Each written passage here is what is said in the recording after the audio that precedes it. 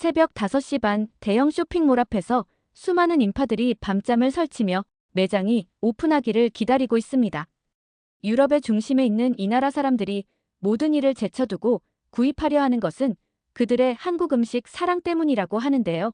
어떤 한국 음식과 어떤 관련된 제품이 그들을 열광하게 했는지 한번 들어보도록 하겠습니다. 안녕하세요.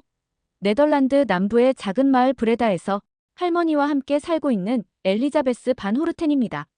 저는 32살이며 와겐닝겐 대학교에서 식품 영양학을 전공했습니다. 10년 전 대학 3학년 때 일본 교토대학교로 1년간 교환학생을 다녀온 경험이 제 인생의 방향을 바꾸어 놓았습니다. 지금은 브레다에서 저만의 레스토랑을 열기 위한 준비를 하고 있습니다. 허브앤루츠라는 이름의 이 레스토랑은 네덜란드와 아시아 발효 음식을 믹스한 건강한 식단을 선보일 예정입니다.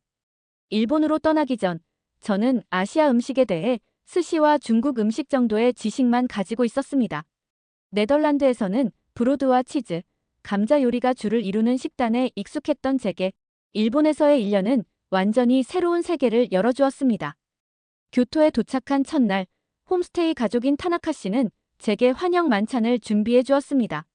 작은 그릇에 담긴 다양한 음식들, 그 중에서도 특히 눈길을 끈 것은 선명한 붉은색의 반찬이었습니다. 이것은 무엇인가요? 제가 호기심에 가득 찬 눈으로 물었습니다. 타나카 씨는 김치라고 말해주셨습니다. 타나카 씨 가족이 매우 좋아하는 발효 채소라고 덧붙여 설명해 주셨어요. 처음 맛보았을 때 강한 마늘 향과 매운맛에 놀랐지만 이상하게도 다시 한번 먹고 싶은 중독성이 있었습니다. 그날 밤 이후로 저는 매일 식사 때마다 김치를 조금씩 먹기 시작했습니다. 일본에서의 일상은 식문화의 탐험으로 가득 찼습니다. 아침에는 미소시루, 나또, 양념된 해초, 구운 생선과 따끈한 흰 쌀밥으로 하루를 시작했습니다. 나또는 특히 인상적이었습니다. 발효된 콩으로 만든 이 음식은 독특한 냄새와 끈적한 질감으로 처음에는 도전적이었지만 그 풍부한 영양소와 건강상의 이점을 알게 된 후에는 자주 찾게 되었습니다. 대학교에서는 식품과학 수업을 통해 발효 과정의 과학적 원리를 배웠습니다. 유산균, 효모, 곰팡이와 같은 미생물이 어떻게 음식을 변화시키고 영양가를 높이는지 이해하게 되었습니다. 교수님은 발효식품이 장내 미생물 환경을 개선하고 면역 체계를 강화하는 방법에 대해 설명해 주셨습니다. 이 수업은 제가 이전에 단순히 맛으로만 즐겼던 음식들을 과학적인 관점에서 바라볼 수 있게 해주었습니다. 주말이면 교토의 니시키 시장을 탐험하며 다양한 발효식품을 발견했습니다.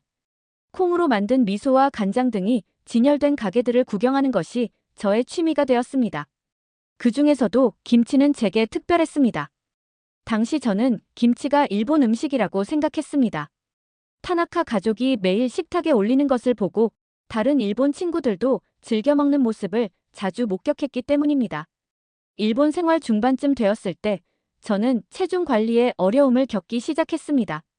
타나카 씨가 제안한 해결책은 의외로 간단했습니다. 식사 전에 김치를 조금 먹어보세요. 소화를 돕고 포만감을 줄 거예요. 처음에는 반신반의했지만 놀랍게도 효과가 있었습니다. 식사 전 김치 한 숟가락은 과식을 방지하고 소화를 도왔습니다. 한 달 만에 체중이 정상으로 돌아왔고 피부도 맑아졌습니다. 교토대학의 영양학 교수님께 이 경험을 말씀드리자 교수님은 김치의 유산균이 장내 미생물 균형을 개선하고 대사 과정을 최적화하는 데 도움이 된다고 설명해 주셨습니다. 또한 김치의 주 재료인 배추, 마늘, 고추 등의 양념에 함유된 항산화 성분이 염증을 줄이고 면역력을 높인다는 연구 결과도 보여주셨습니다. 교환학생 프로그램이 끝나갈 무렵 저는 음식 경험을 기록한 두꺼운 노트를 가지고 있었습니다. 특히 김치에 관한 페이지는 가장 많았습니다. 다양한 종류의 김치, 사용된 재료, 맛의 차이, 건강상의 이점 등을 상세히 기록했습니다. 그리고 일본을 떠나기 전 타나카 씨는 제게 특별한 선물을 주셨습니다. 손수 담근 김치 한 병과 김치를 만드는 비법이 적힌 레시피 카드였습니다. 네덜란드로 돌아온 후 저는 대학에서 식품 영양학을 더욱 열정적으로 공부했습니다. 특히 발효식품의 영양학적 가치와 건강상의 이점에 관한 연구에 집중했습니다. 졸업 논문은 발효식품과 장내 미생물의 균형, 김치와 요구르트의 비교 연구였습니다. 연구를 진행하면서도 저는 여전히 김치를 일본 음식의 일종으로 소개했고 교수님들도 그렇게 이해하고 있었습니다. 대학 졸업 후에는 암스테르담의 유명 레스토랑에서 일하며 경험을 쌓았습니다. 하지만 항상 마음 한구석에는 자신만의 레스토랑을 열어 건강한 발효 음식의 가치를 알리고 싶다는 꿈이 있었습니다. 특히 김치와 같은 발효식품이 얼마나 맛있고 건강에 좋은지 더 많은 사람들에게 알리고 싶었습니다. 돌아온 후에도 저는 정기적으로 아시아 식품점을 방문하여 김치를 구입했습니다. 하지만 병에 담긴 상품화된 김치는 예전에 먹었던 그 신선하고 생동감 있는 맛과는 거리가 멀었습니다. 가끔은 타나카 씨의 레시피를 따라 직접 만들기도 했지만 정확한 재료를 구하기 어려웠고 발효 과정을 제대로 관리하는 것도 쉽지 않았습니다. 그럼에도 불구하고 김치에 대한 제 열정은 식지 않았습니다. 오히려 더 깊이 알고 싶은 욕구가 커졌습니다. 그리고 마침내 저는 할머니의 건강 문제를 통해 김치의 놀라운 효능을 다시 한번 확인하게 되었습니다. 그것은 제가 김치를 단순한 음식이 아닌 건강의 열쇠로 바라보게 된 결정적인 경험이었습니다. 제 할머니는 70대 중반으로 류마티스 관절염으로 15년째 고생하고 계셨습니다. 브레다의 작은 집에서 함께 살면서 할머니의 건강이 점점 나빠지는 것을 지켜보는 것은 매우 가슴 아픈 일이었습니다. 특히 지난 2년간 할머니의 상태는 급격히 악화되었습니다. 의사가 처방한 항염증제와 진통제를 꾸준히 복용함에도 불구하고 효과는 점점 줄어들었고 계절이 바뀔 때마다 통증은 더욱 심해졌습니다. 가장 걱정스러웠던 것은 할머니의 식욕이 현저히 감소했다는 점이었습니다. 예전에는 요리하는 것을 좋아하셨고 특히 네덜란드 전통 요리인 스탬포트를 만드실 때면 온 집안에 향긋한 냄새가 가득했습니다. 그러나 관절 통증이 심해지면서 요리는 물론 식사 자체도 힘겨워하셨습니다. 영양 섭취가 부족해지니 할머니의 얼굴색은 점점 창백해졌고 이전에는 통통했던 볼이 꺼져 얼굴이 수척해졌습니다. 체중도 6개월 만에 8kg나 줄어들었습니다. 현지 병원의 류마티스 전문의는 할머니의 면역 체계가 약해지고 있다고 경고했습니다. 염증 수치가 높아지고 적혈구 수치는 낮아지는 등 혈액 검사 결과도 좋지 않았습니다. 의사는 더 강한 약을 처방했지만 부작용에 대한 우려도 함께 전달했습니다. 저는 할머니를 위해 무언가를 해야 한다는 절박함을 느꼈습니다. 바로 그때 예전의 경험이 떠올랐습니다. 어느 토요일 오후 암스테르담의 아시아 식품점에서 김치를 구매했습니다. 집으로 돌아와 저녁 식사 시간에 할머니께 조심스럽게 김치를 내놓았습니다. 할머니는 처음에 의심스러운 눈으로 선명한 붉은색의 채소를 바라보셨습니다. 강한 마늘 향과 매운맛의 거부감을 표현하셨지만 제가 일본에서의 경험과 김치의 건강상 이점에 대해 열정적으로 설명하자 한 숟가락 시도해보기로 하셨습니다. 그리고 놀랍게도 할머니는 첫 맛을 본 후 표정이 밝아지셨습니다. 매콤하지만 상쾌한 맛이 입맛을 돋우는 것 같다고 하셨습니다. 그날 저녁 할머니는 오랜만에 식사를 완전히 마치셨습니다. 그날부터 저는 매일 할머니의 식단에 조금씩 김치를 포함시켰습니다. 처음에는 식전에 한 숟가락 정도만 드셨는데 시간이 지날수록 양이 점점 늘어났습니다. 할머니는 김치의 매운맛과 아삭한 식감을 좋아하셨고 특히 김치를 먹고 난 후 입안에 남는 상쾌한 느낌이 좋다고 하셨습니다. 2주 정도 지났을 때 할머니의 식욕이 눈에 띄게 좋아졌습니다. 식사량이 늘어났고 하루 3끼를 모두 챙겨 드시기 시작했습니다. 약 한 달이 지났을 때 더욱 놀라운 변화가 있었습니다. 할머니께서 아침 식사 후 오늘은 정원에 나가보고 싶다고 말씀하신 것입니다. 몇 달 동안 거의 집안에만 계셨던 할머니가 갑자기 외출을 원하신다는 사실에 저는 깜짝 놀랐습니다. 그날 우리는 함께 뒷마당으로 나가 할머니가 예전에 그토록 사랑하셨던 허브 정원을 둘러보았습니다. 할머니는 로즈마리와 타임 냄새를 맡으며 행복해하셨습니다. 3개월이 지났을 때 할머니의 건강은 눈에 띄게 호전되었습니다. 매일 아침 짧게나마 동네 산책을 하실 정도로 활동량이 늘었고 얼굴에 혈색이 돌아왔습니다. 가장 놀라운 것은 류마티스 통증이 상당히 줄었다는 것이었습니다. 할머니는 이전처럼 손가락 관절이 뻣뻣하게 굳어지는 느낌이 줄었고 아침에 일어날 때 무릎 통증도 덜하다고 하셨습니다. 정기 검진에서 의사도 할머니의 상태 변화에 놀라움을 표했습니다. 혈액 검사 결과 염증 수치가 눈에 띄게 감소했고 전반적인 건강 지표가 개선되었습니다. 의사가 무엇이 달라졌는지 물었을 때 할머니는 주저없이 김치 이야기를 꺼내셨습니다. 놀랍게도 의사는 이를 무시하지 않았습니다. 오히려 발효식품의 풍부한 유산균이 장내 미생물 균형을 개선하고 이것이 면역 체계에 긍정적인 영향을 미칠 수 있다는 최근 연구 결과를 언급했습니다. 또한 김치의 주요 재료인 배추, 마늘, 생강에는 항산화 물질이 풍부하여 염증을 줄이는 데 도움이 될 수 있다고 설명했습니다. 할머니의 회복 과정을 지켜보며 저는 김치의 힘을 새삼 실감했습니다. 단순한 음식이 아닌 건강의 원천으로서의 김치에 대한 인식이 더욱 확고해졌습니다. 할머니는 이제 김치를 마법의 음식이라고 부르시며 매일 식사에 김치가 빠지지 않도록 챙기셨습니다. 특히 날씨가 추워지거나 감기 기운이 있을 때면 김치를 더 찾으셨는데 매운맛이 코를 뚫어주고 몸을 따뜻하게 해준다고 하셨습니다. 할머니의 변화는 가족들 사이에서도 화제가 되었습니다. 가족 모임에서 사촌들과 이모, 삼촌들이 할머니의 달라진 모습에 놀라워했고 모두가 그 비결을 물었습니다. 할머니는 자랑스럽게 김치 이야기를 하셨고 곧 가족 중 몇몇도 김치를 시도해보겠다고 했습니다. 특히 관절 문제로 고생하던 이모는 즉시 김치 맛보기에 도전했고 몇 주 후 긍정적인 변화를 보고했습니다. 할머니의 경험은 저에게 큰 교훈이 되었습니다. 음식이 단순히 배를 채우는 것이 아닌 건강을 회복하고 유지하는 데 얼마나 중요한 역할을 하는지 직접 목격했기 때문입니다. 특히 김치와 같은 전통적인 발효식품에는 현대의학이 아직 완전히 이해하지 못한 복합적인 건강상의 이점이 있다는 것을 깨달았습니다. 이러한 경험은 제가 앞으로 열게 될 레스토랑의 방향성에도 큰 영향을 미쳤습니다. 단순히 맛있는 음식을 제공하는 것을 넘어 건강에 진정으로 도움이 되는 음식을 연구하고 개발하는 데 더욱 열정을 쏟게 되었습니다. 김치를 통한 할머니의 건강 회복은 제게 큰 감동을 주었고 이 경험이 나중에 저를 한국 음식 문화의 깊은 세계로 인도하게 될 것이라고는 그때는 상상조차 하지 못했습니다. 그리고 머지않아 저는 김치가 단순한 일본 음식이 아닌 수천 년의 역사를 가진 한국의 문화유산이라는 충격적인 사실을 알게 됩니다. 최근 몇 년 전부터 유럽 전역에 한류 열풍이 거세게 불었습니다. 저도 자연스럽게 한국 드라마를 접하게 되었습니다. 처음에는 단순한 호기심에서 오징어 게임을 보기 시작했지만 이내 한국 드라마의 독특한 스토리텔링과 문화적 요소에 매료되었습니다. 다양한 장르의 한국 드라마를 밤새도록 시청하게 되었습니다. 드라마를 보는 동안 가장 눈길을 끈 것은 음식 장면이었습니다. 주인공들이 모여 식사를 하는 장면에서 항상 빠지지 않고 등장하는 반찬이 있었는데 바로 김치였습니다.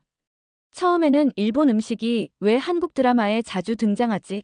라는 의문이 들었습니다.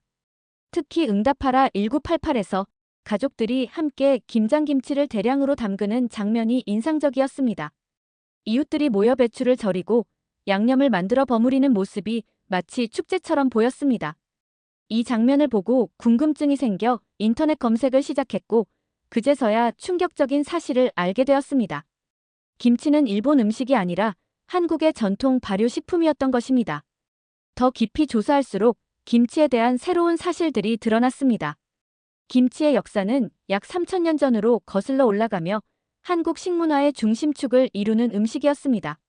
한국인들에게 김치는 단순한 반찬이 아니라 문화적 정체성의 일부였고 2013년에는 유네스코 세계 무형문화유산으로 등재되었다는 사실도 알게 되었습니다. 놀라웠던 것은 김치의 다양성이었습니다. 배추김치, 깍두기, 총각김치, 열무김치, 백김치 등 200가지가 넘는 종류가 있으며 지역과 계절에 따라 재료와 맛이 달라진다는 것이었습니다. 또한 김치는 단순히 반찬으로만 먹는 것이 아니라 김치찌개, 김치볶음밥, 김치전 등 수많은 요리의 재료로 활용된다는 것도 알게 되었습니다. 김치의 영양학적 가치에 대한 연구 결과들도 찾아보았습니다. 김치에는 각종 비타민과 칼슘, 철분, 식이섬유 등 다양한 영양소가 풍부하게 함유되어 있었습니다. 특히 발효 과정에서 생성되는 유산균은 장 건강을 증진시키고 면역력을 강화하며 콜레스테롤 수치를 낮추는데 도움이 된다는 연구 결과가 있었습니다. 항산화 작용, 항암 효과, 항비만 효과 등 다양한 건강상의 이점도 과학적으로 입증되고 있었습니다. 이러한 사실들을 알게 되자 할머니의 건강 상태가 호전된 이유를 과학적으로 이해할 수 있게 되었습니다.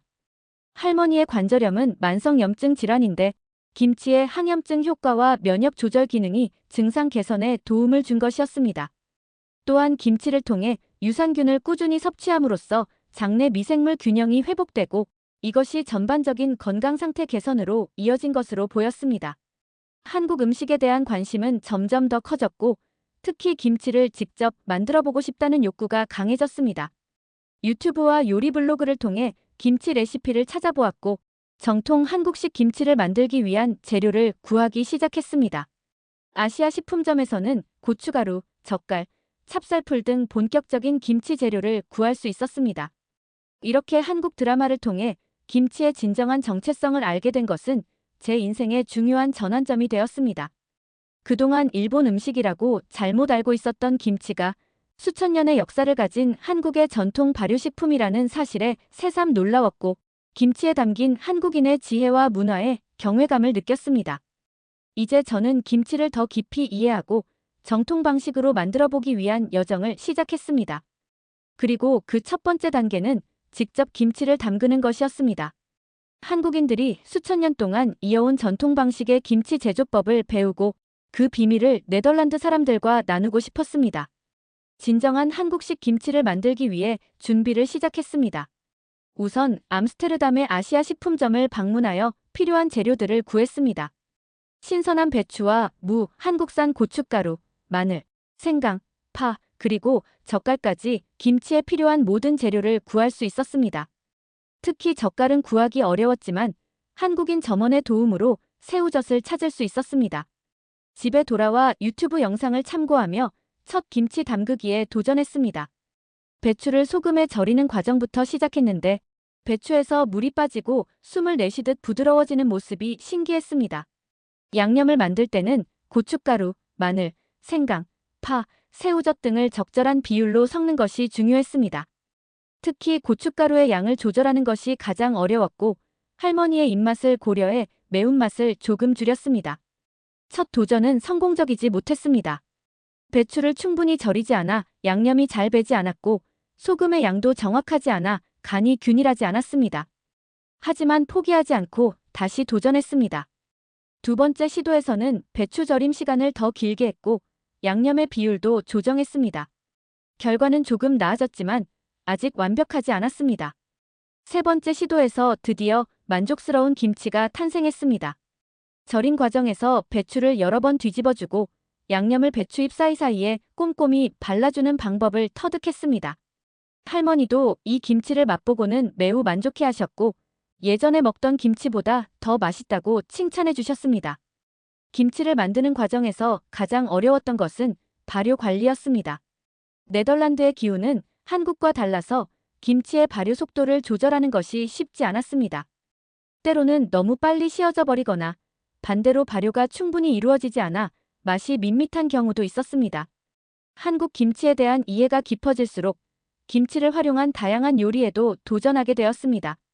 김치찌개, 김치볶음밥, 김치전 등 기본적인 한국 요리부터 시작해서 점차 네덜란드 요리와 접목시키는 실험도 해보았습니다. 네덜란드 전통 감자 요리인 스탬포트에 김치를 넣어 만든 김치 스탬포트는 특히 할머니와 이웃들에게 인기가 좋았습니다.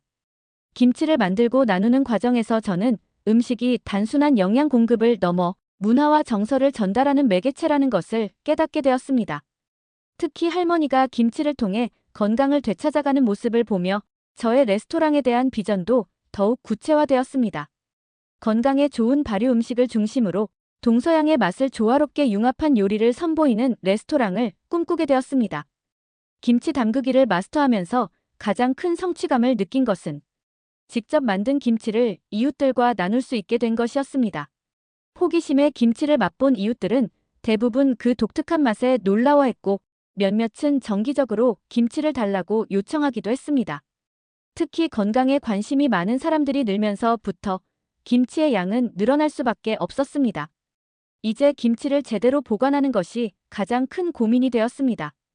일반 냉장고에 보관하면 발효가 지속되어 금방 씌어지고 김치 특유의 강한 향이 다른 음식에 배는 문제가 있었습니다.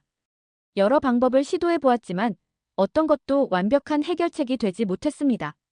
인터넷 검색을 통해 알게 된 김치 냉장고가 절실하다고 느꼈지만 유럽에서는 구하기가 매우 어려웠습니다. 그러던 중 온라인 커뮤니티에서 유럽에 근무하는 한국인들에 대한 글을 발견했습니다. 그들은 해외 발령 시 김치 냉장고를 가져온다는 내용이었습니다. 또한 이탈리아의 몇몇 가정에서는 귀국하는 한국인이 두고 간 김치 냉장고를 와인이나 치즈 보관용으로 활용한다는 이야기도 있었습니다. 이 정보는 희망의 빛이 되어 암스테르담에 있는 LG전자 매장을 방문하게 되었습니다. 매장에서의 현지 직원들은 처음에 정확하게 김치 냉장고에 대해 잘 알지 못했습니다. 김치와 그 보관법에 대해 설명하고 한국에서 김치 냉장고가 얼마나 일반적인 가전제품인지 이야기했습니다. 그제서야 직원들은 무슨 말인지 알겠다며 한국에서 생산되는 제품에 대해 확인해 주기로 했습니다. 2주 후 기다리던 연락이 왔습니다. 한국 본사와의 협의 끝에 한국산 김치 냉장고를 특별 주문으로 들여올 수 있게 되었다는 기쁜 소식이었습니다. 주문 과정은 복잡했고 배송에만 한 달이 넘게 걸렸습니다. 가격도 일반 냉장고보다 훨씬 비쌌지만 김치의 품질을 위해서는 필요한 투자라고 생각했습니다. 드디어 김치 냉장고가 도착한 날, 감격스러운 마음에 잠을 이루지 못했습니다. 설명서를 자세히 읽어보니 김치 냉장고는 단순한 냉장고가 아니었습니다. 김치의 종류와 숙성 단계에 따라 최적의 온도와 습도를 유지해주는 정교한 시스템이었습니다. 놀라웠던 것은 김치 냉장고에 다양한 모드가 있다는 점이었습니다. 신김치, 묵은지, 총각김치, 깍두기 등 김치 종류별로 최적의 보관 환경을 설정할 수 있었습니다. 또한 김치 외에도 와인, 치즈, 육류, 야채 등 다양한 식품을 최상의 상태로 보관할 수 있는 기능이 있었습니다. 특히 습도 조절 기능은 채소를 오래 신선하게 유지하는 데 탁월했습니다. 김치 냉장고 덕분에 김치 맛은 눈에 띄게 좋아졌습니다. 이제 한 번에 많은 양의 김치를 담가도 오랫동안 맛있게 보관할 수 있었고 발효 속도도 조절할 수 있게 되었습니다. 진한 김치 맛을 더 오래 즐길 수 있게 되었고 다양한 숙성 단계의 김치를 동시에 맛볼 수 있게 되었습니다. 할머니도 김치 냉장고의 효과에 큰 만족을 표하셨습니다. 우리 집에 김치 냉장고가 들어왔다는 소식은 금세 마을에 퍼졌습니다. 호기심에 방문한 이웃들은 이 특별한 가전제품에 감탄했습니다. 김치를 맛보고 그 효능에 대한 이야기를 들은 후에는 더욱 관심을 보였습니다. 특히 채소를 오래 신선하게 보관할 수 있다는 점에 많은 이웃들이 매료되었습니다. 놀랍게도 한 달 만에 마을에서 2가구가 더 김치 냉장고를 주문했습니다. 그들도 김치를 직접 만들어보고 싶다고 했고 김치의 건강상 이점에 큰 관심을 보였습니다. 저는 기꺼이 김치 만드는 법을 가르쳐 주었고 주말마다 이웃들과 함께 김치를 담그는 모임이 시작되었습니다. 이 모임은 단순한 요리 시간을 넘어 문화 교류의 장이 되었습니다. 김치 냉장고의 도입은 제 레스토랑 계획에도 영향을 미쳤습니다. 발효 음식을 전문적으로 다루는 레스토랑을 열기 위해서는 최적의 보관 시설이 필수적이라는 것을 깨달았습니다. 김치뿐만 아니라 다양한 발효식품을 전문적으로 만들고 보관할 수 있는 시스템을 갖추는 것이 중요했습니다. 이렇게 우리 마을에서 시작된 작은 변화는 점차 주변 지역으로 퍼져나갔습니다. 사람들은 김치와 김치 냉장고의 다양한 장점에 매료되었고 네덜란드 곳곳에서 김치를 찾는 사람들이 늘어났습니다. 김치를 중심으로 새로운 문화적 교류가 시작되고 있었고 그 중심에 저와 할머니가 있다는 사실이 자랑스러웠습니다. 처음에는 제 개인적인 관심사에 불과했던 김치가 이제는 네덜란드 전역에서 인기를 얻기 시작했습니다. 사람들은 김치의 건강상 이점과 다양한 레시피에 매료되었습니다. 얼마 지나지 않아 놀라운 소식을 접하게 되었습니다. 네덜란드가 한국을 제외하고 미국, 일본에 이어 세계에서 3번째로 김치를 많이 소비하는 나라가 되었다는 것입니다. 처음에는 믿기 힘들었지만 실제로 네덜란드의 대형 슈퍼마켓 체인들이 김치를 정식으로 입점시키기 시작했고 김치 관련 제품도 다양해지고 있었습니다. 김치 샌드위치, 김치 버거, 김치 핫도그 등 네덜란드 음식과 김치를 접목한 퓨전 음식도 인기를 끌었습니다. 특히 네덜란드 사람들의 건강에 대한 관심이 높아지면서 프로바이오틱스가 풍부한 발효식품으로서 김치의 가치가 더욱 주목받았습니다. 의사들도 장 건강에 좋은 음식으로 김치를 추천하기 시작했습니다. LG와 삼성 같은 한국 기업들은 이런 추세에 주목하여 네덜란드 시장에 김치 냉장고를 적극적으로 마케팅하기 시작했습니다. 이제는 암스테르담, 로테르담, 헤이그 등 주요 도시의 가전제품 매장에서 김치 냉장고를 쉽게 찾아볼 수 있게 되었습니다. 심지어 일부 모델은 네덜란드의 주방 스타일에 맞게 디자인이 변경되기도 했습니다. 사람들의 욕구에 맞게 만들어진 냉장고는 불티나게 팔려나가고 있다고 합니다. 저는 이러한 변화를 지켜보며 깊은 감사함을 느꼈습니다. 한국의 전통 문화와 음식이 네덜란드 사람들의 건강한 삶에 기여하고 있다는 사실이 너무나 기뻤습니다. 특히 할머니가 김치를 통해 건강을 되찾은 것처럼 많은 사람들이 비슷한 경험을 하고 있다는 이야기를 들을 때마다 보람을 느꼈습니다. 작년에는 제가 꿈꾸던 작은 카페를 열었습니다. 김치 윈드밀이라는 이름의 이 카페에서는 김치를 활용한 다양한 건강식을 제공하고 있습니다. 김치 샌드위치, 김치 수프, 김치 샐러드 등 네덜란드 사람들의 입맛에 맞게 개발한 메뉴들이 큰 인기를 끌고 있습니다. 또한 매주 토요일에는 김치 만들기 워크숍을 진행하여 많은 사람들에게 한국의 발효 문화를 소개하고 있습니다. 이제 저는 한국을 직접 방문하여 더 다양한 김치와 한국 음식을 배우고 싶습니다. 그동안 책과 인터넷을 통해 학습했지만 직접 한국의 김장 문화를 경험하고 싶다는 열망이 커졌습니다. 특히 지역별로 다른 김치 제조법과 맛의 차이를 경험하고 싶습니다. 네덜란드에 부는 김치바람은 단순한 식품 트렌드를 넘어 문화적 교류의 아름다운 사례가 되었습니다. 건강한 식문화를 통해 우리는 서로 다른 문화를 이해하고 존중하게 되었습니다. 김치를 통해 한국의 지혜를 배우게 된 것은 저와 많은 네덜란드 사람들에게 큰 선물입니다. 앞으로도 이러한 문화적 교류가 더욱 풍성해지기를 희망합니다. 처음에는 단지 맛있는 음식으로 시작했지만 이제 김치는 네덜란드 사람들의 일상에 깊이 자리 잡았습니다. 건강한 음식을 통해 더 나은 삶을 추구하는 우리의 여정에 한국의 전통 지혜가 함께하게 된 것은 정말 행운입니다. 김치에 담긴 한국인의 지혜와 문화에 깊은 감사를 표합니다. 오늘의 사연 어떻게 들으셨나요? 재미있으셨다면 구독과 좋아요로 다시 만나뵐 수 있으면 좋겠습니다. 이상 감동하우스였습니다.